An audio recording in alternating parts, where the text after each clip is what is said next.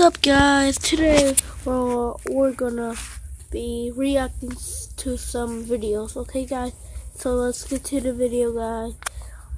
Okay, guys, so we're gonna be at school lockdown stories. Okay, Plenty of fish yesterday. Jessica didn't. Missy is something you guys have been requesting the hell out of for a long time. It took a lot of time, but I finally found 3 stories that take place during school lockdowns.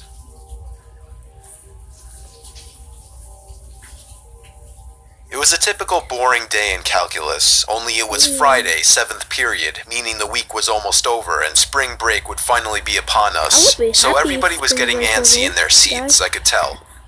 We didn't have a test that day like a lot of my friends did with their other teachers, so our teacher in the middle of class just decided to start playing games with us on Sporkle.com. He was a very laid-back teacher like that.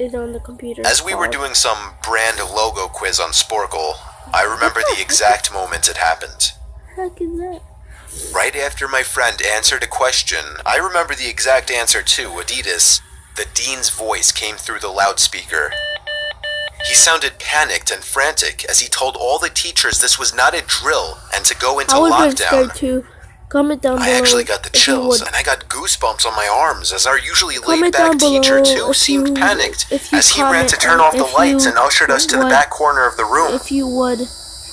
We all sat in silence for about 2 minutes, and then the usual buzzing that came from a panel in the back of the room ceased, indicating that the school must have cut all the power. Honest, guys, so we all looked at each other, realizing this must be serious. A few more minutes of waiting later, we heard a man screaming at the top of his lungs coming down the hallway. 2 girls in the class actually started crying, which made all of us even more scared. As the screaming got closer to the classroom, the lunatic-sounding man started banging on the lockers while screaming, "I'll kill all of you." It was at that moment that I started to fear for my life. My teacher shushed us as we all looked at each other to see our peers' reactions. The banging then moved from the lockers to our classroom door, and that's when one of the crying girls screamed no. The banging on the door only grew worse as the man started screaming, "Open up." 2 of the girls in the class were crying out loud now. It felt like an eternity that man was pounding at the door, but eventually he finally continued down the hallway, screaming like a mentally insane person until we could not hear him anymore. I never want to die. I'd say 10 minutes later, though it felt like half an hour given the situation, the dean came back on the loudspeaker explaining the situation, which was surprising for him to do.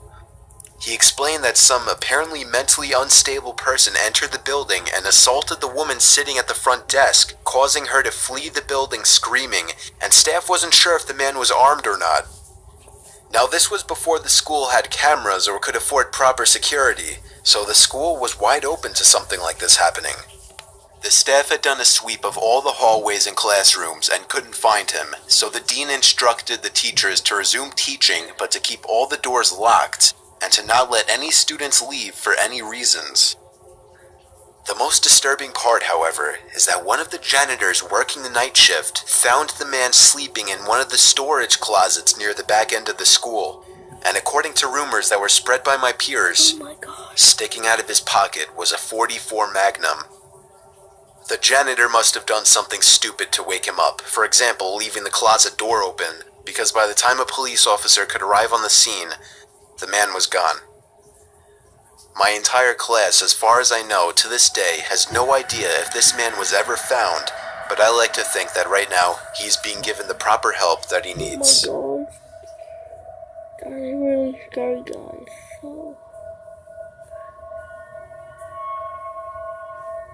My school has 2 lunch periods. First lunch period is for all 6th graders and some 7th graders. The second lunch period is for the other half of the 7th graders and all 8th graders. The lockdown happened in the beginning of October. The day the lockdown occurred, it was overcast and rainy. During the first lunch period, I heard 4 loud booms. I personally thought it was thunder, but the entire lunch crowd started screaming. I was thinking those kids were just serious pussies, but the campus security came in and started yelling at people to go into the multi-purpose room, and the campus, security was covering the glass with the curtains, and there were adults at every exit. My friend Eric was curious, as well as the rest of us, so he asked one of the adults what was going on. When he came back, he said, "You know how right in front of TMS there's those houses?" I replied, "Yeah." "There's this mentally disabled, crazy man that barricaded himself in front of his house, and he's threatening to commit suicide and kill the cops if he's evicted. He was walking around outside of school watching kids in a weird way," Eric told us.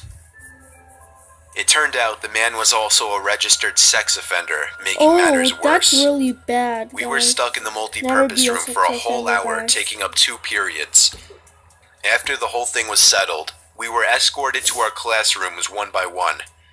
I later found out that the man lives next to my friend Brandy, who told me about the previous Halloween when she saw the same man at his window cutting his arm and writing in his own blood, "Don't come here or I'll kill you," on his window. Of course, being Halloween, people, including Brandy, assumed it was just for the holiday. But after this horrific incident, we knew this man was mental, and we're glad he never got near us. That is scary, guys. So, guys, I'm like a little scared. I'm 22 years old, fresh out of college, and I recently got a job at my old high school as a sort of computer intern in the school basement. The basement of the school is very messy and disorganized, but there is a small 3-person office that's actually very nice down there. It has 3 nice big desks, and oh so satisfying air conditioning, a luxury the students and teachers cannot enjoy in the school, and of course all the school servers and other computery stuff. I got the job because 3 of my old computer teachers flat out adored me. I could actually consider them as real friends, not just teacher figures, so they all helped tremendously in landing me this job. It's been great, until something that happened a few weeks ago. My 2 co-workers that shared the office with me, Dave and Gary, weren't in the office at the time. They were upstairs working on papers or whatever. I was eating my sandwich during my lunch break when I got a phone call from one of the women in the front office telling me the school was on lockdown and that somebody, possibly armed, had entered the school. There wasn't much that I could do other than turn off the lights because, surprisingly, as nice as this little office was, it didn't have an actual door to it, just a big opening, and the door to the whole basement didn't even have a working lock. For my own safety, I did turn off all the lights in the office and my computer screen. I kept my phone on the desk, texting both Gary and Dave, but they wouldn't respond. I sat down there in the dark, playing games on my phone for like 20 minutes, waiting for the call from up front to tell me to resume working. I had no idea what was happening. I couldn't hear what was going on upstairs from down here. But I was not allowed to make any calls until I was informed that the lockdown was over. That is really scary, guys. Then the noisy basement door opened. As the creaking echoed across the basement and into my office, I sat up from my seat, wondering if I should call out Gary or Dave. I was eager to get some info from them. Someone then came running down the stairs, and their footsteps were approaching my office. I pushed away my chair and crawled under my desk. Somebody entered the office, but did not turn on the lights. There was just silence. I can't even describe the fear I was experiencing. I felt like if I made one sudden noise, I'd be a dead man. Suddenly, my phone dinged as I got a text message.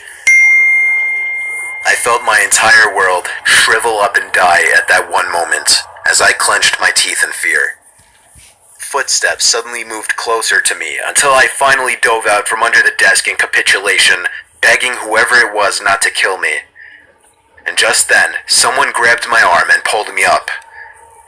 It was some guy in a red plaid button-up, jeans, and a reddish-black cap. He told me, "It's okay, I'm just down here hiding with you." "What's going on up there?" I whispered to him. He kind of ignored my question and asked me if there's an exit down here. I told him, "Yeah, around that way." Before he could do anything else, I asked him, "Who are you?" There was a brief moment of silence. Before he started explaining he was coming in to pick up his son, when a teacher told him to hide.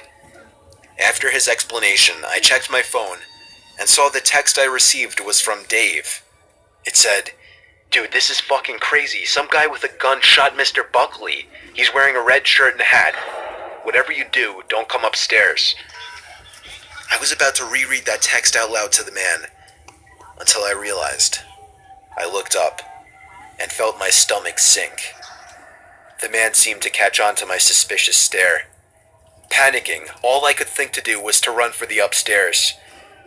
A gunshot echoed through the basement, and I could hear the bullet ricochet off something metal in the darkness. But thank God the bullet missed me, and I made it upstairs. Fortunately, police were waiting at all exits, including the basement exit, and caught the man the second he opened the door. More good news. Our teacher, Mr. Buckley, survived the gunshot. It was later determined that the man and Mr. Buckley had some beef for whatever reason, but that was never revealed. All we know is that Mr. Buckley couldn't have done anything that would have warranted this kind of reaction. And I know that the sound of that gunshot will forever echo in my mind. That is so sad and scary, guys. So I don't know what to say.